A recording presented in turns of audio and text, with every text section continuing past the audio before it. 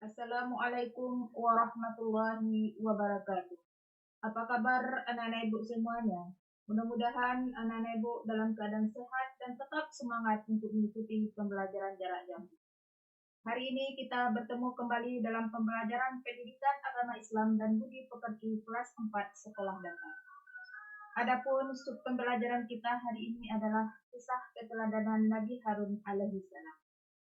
Sebelum kita lanjutkan pelajaran kita hari ini, marilah kita berdoa sebelum belajar. Berdoa mulai.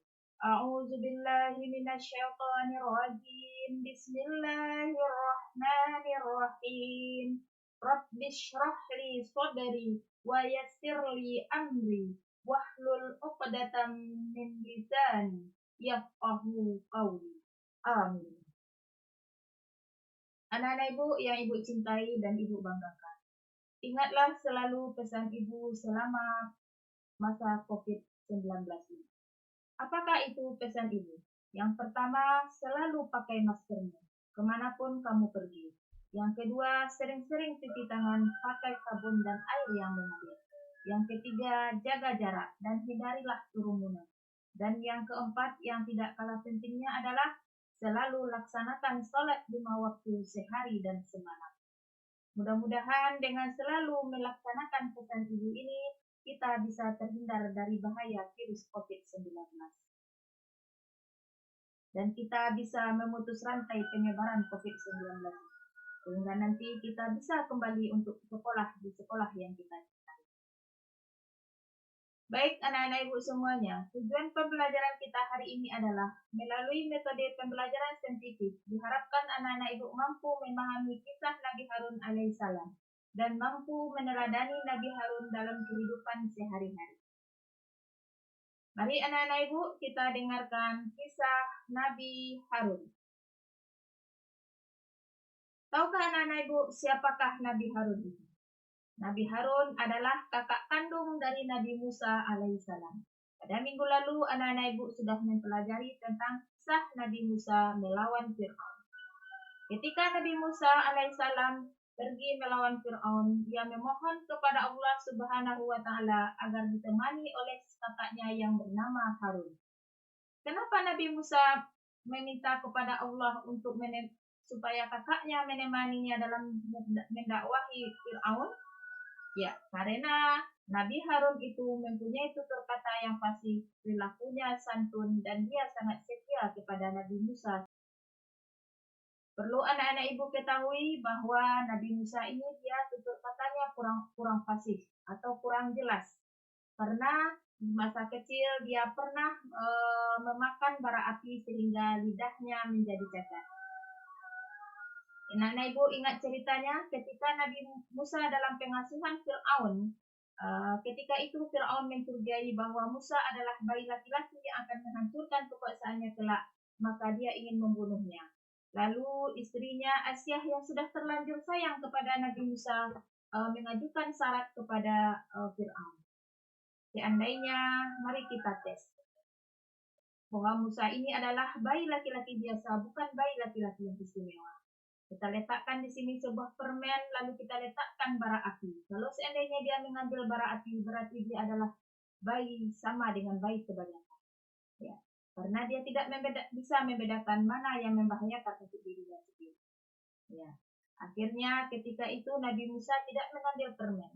Dia mengambil bara api dan memasukkan ke mulutnya sehingga lidahnya menjadi datar.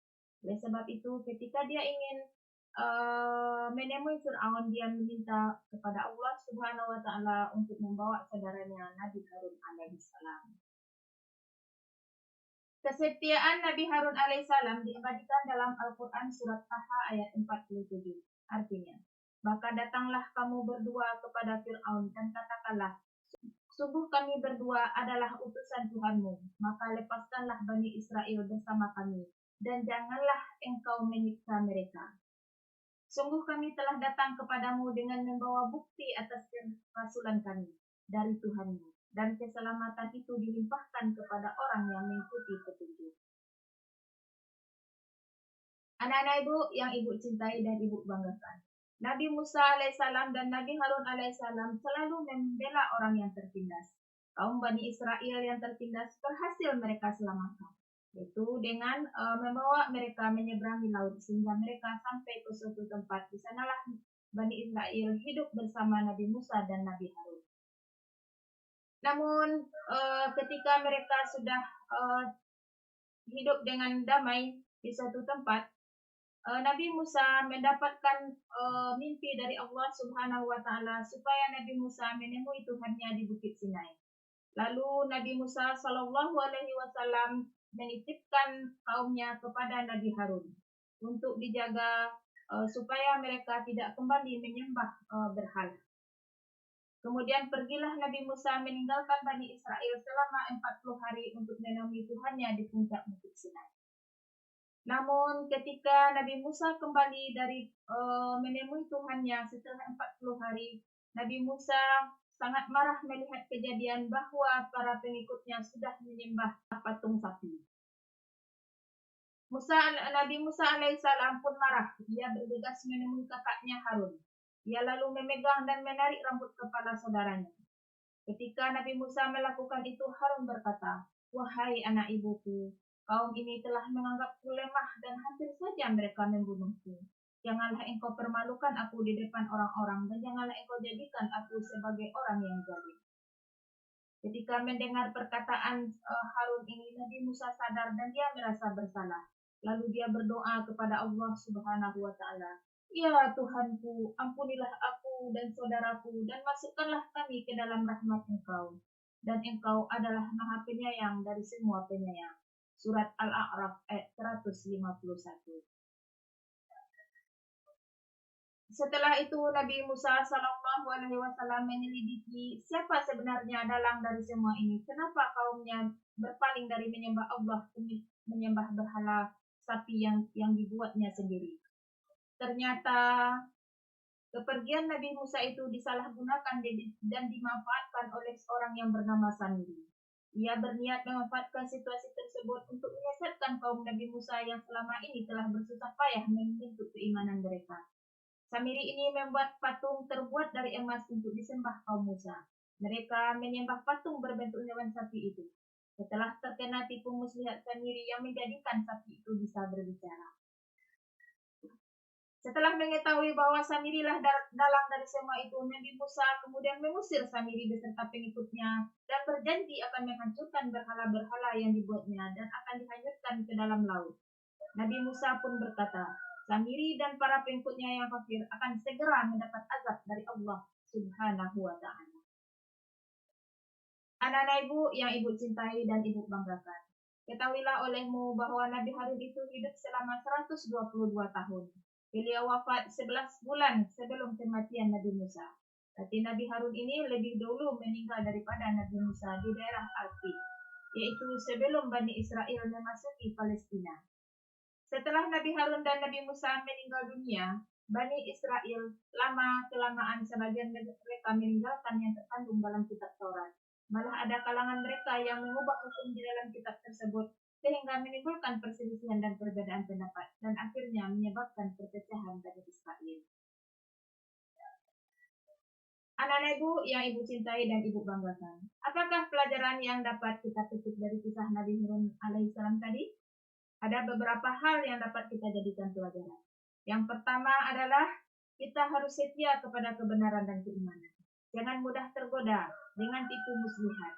Hanya dengan patung yang bisa berbicara saja yang dibuat-buat oleh seseorang bisa menggoyahkan iman kita. Begitu juga ketika kita hidup di zaman sekarang, jangan mudah digoyahkan oleh bujuk rayu atau iming-iming upah uang dan lain sebagainya. Yang kedua, kita harus berperilaku kasih sayang dan santun kepada sesama. Ya, siapa saja, baik muda, tua, sama besar, miskin, kaya, hitam kulitnya, putih kulitnya, cantik, ganteng, berkedudukan tinggi, dan lain sebagainya, maka kita harus berperilaku kasih sayang kepada sesama. Yang ketiga, kita harus menyelidiki permasalahan sebelum mengambil keputusan. Apapun permasalahan yang kita hadapi, jangan terburu-buru untuk mengambil keputusan. Lakukanlah penyelidikan terlebih dahulu, baru kita bisa menetapkan keputusan yang tepat. Yang keempat, berani mengakui kesalahan. Ketika kita sudah terlanjur melakukan kesalahan mungkin karena emosi, yang tidak terkendalikan, maka segeralah kita mengakui kesalahan kita. Yang kelima, suka meminta maaf dan bertobat kepada Allah. Ketika kesalahan kita itu menyangkut dengan orang lain, maka minta maaflah. Dan ketika menyangkut dengan Allah Subhanahu wa Ta'ala, maka segeralah bertobat kepadanya. Baik anak-anak ibu semuanya, inilah pelajaran kita hari ini, yaitu kisah keteladanan Nabi Harun alaihissalam. Banyak pelajaran yang dapat kita petik dari kisah Nabi Harun. Mudah-mudahan anak-anak ibu bisa menerapkannya dalam kehidupan sehari-hari. Akhirnya kita sudahi pelajaran kita hari ini dengan mengucapkan Alhamdulillahirabbil alamin. Assalamualaikum warahmatullahi wabarakatuh.